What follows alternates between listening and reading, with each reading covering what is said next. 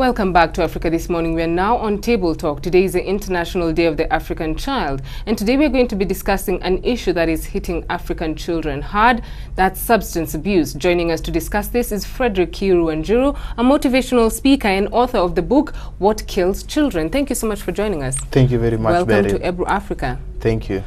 Let's start with a history of what led you to write the book, What Kills Children. Thank you very much for the invitation. I'm an author and also a motivational speaker. My passion is going down schools and telling our young people that yes, they can be able to make it. And my first school to go was Meriliki Girls. And in this forum, I was able to talk to the high school children. Yes. And then in these sessions, I was able to be asked a lot of questions. Some of them I was able to answer, and some of them I was not able to answer. So it is in this forum that made me to do a research on relationship and music.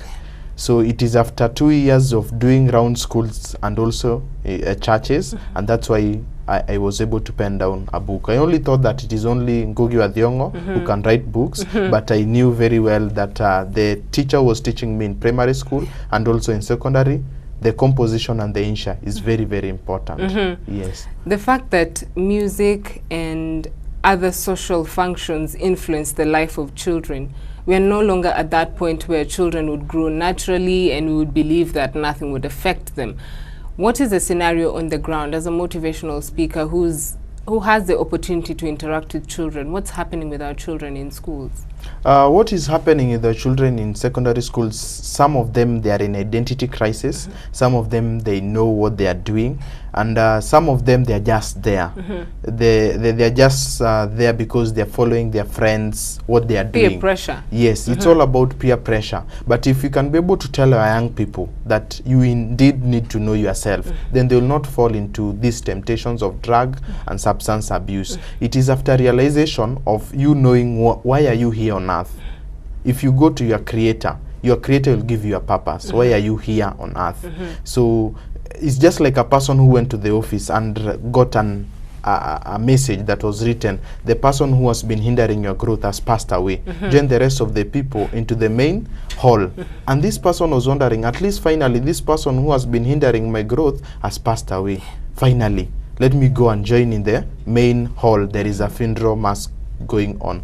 And the pastor was preaching, and this person was wondering, finally this person has passed away. And it reached a time when they were viewing the body. And so as people were viewing the body, some were falling, some were smiling, and some were they were so much astonished.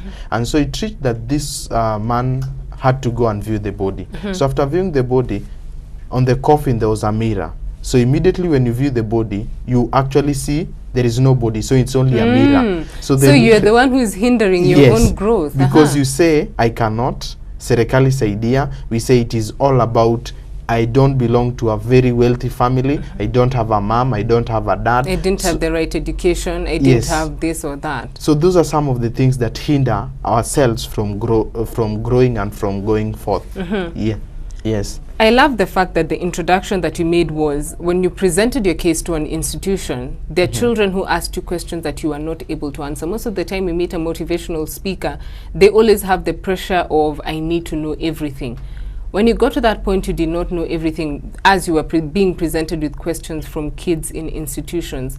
Share with us some of the issues that you had to go back and research on, even before we touch on the fact that we are our own problem when it comes to success. Some of the questions are ranging from music. What kind of music should I be able to listen? Because some of them, they are being influenced by what we call the Illuminati. Some of the songs that are inspired by the devil. So they say which some of the songs that How do they identify negative influences in their entertainment? Yes. So this song, when I listen to this song and when I go to sleep, I dream that I'm in the graveyard and somebody is just chasing me, and the person is not wearing, it's just a skeleton chasing me. So all of these weird dreams, and some asking about their relationship issues, mom, dad, and the student relationship, and also some of the issues on academics, and so, and also on what next after school are finished. So after doing all this, after tackling all of these questions, some of which I was not able to answer, I did a research on them, and that's why I was able to pen down a book known as What Kills Students. Yes. Going to that point of self-awareness, many would think that getting kids to that point, they're self-aware, is too much to ask of children. What are your thoughts on that? Sorry? Being able to get to know yourself, because earlier you said some of the issues that prevent us from succeeding, and even with children, is we have barriers that we have within ourselves. Either you're not from the right family, you don't have enough money, you didn't go to the right schools. How do we get kids to overlook all those hurdles so that they can be better at being who they really need to be? It all starts in the unity at the family level. You see, when the children are growing up, especially in the primary school section, how you prepare that breakfast determines a lot. And how that kid is going to be picked from school. If you are going to prepare breakfast, that maybe a sausage and 2 slices of bread with jam and also Blue Band. So, and also this kid goes to the school and also is going to be picked by a school bus.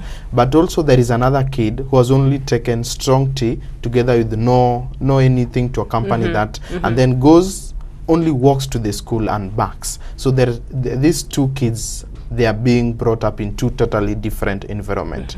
But if you can be able to tell this kid, if you are going to pursue your education well,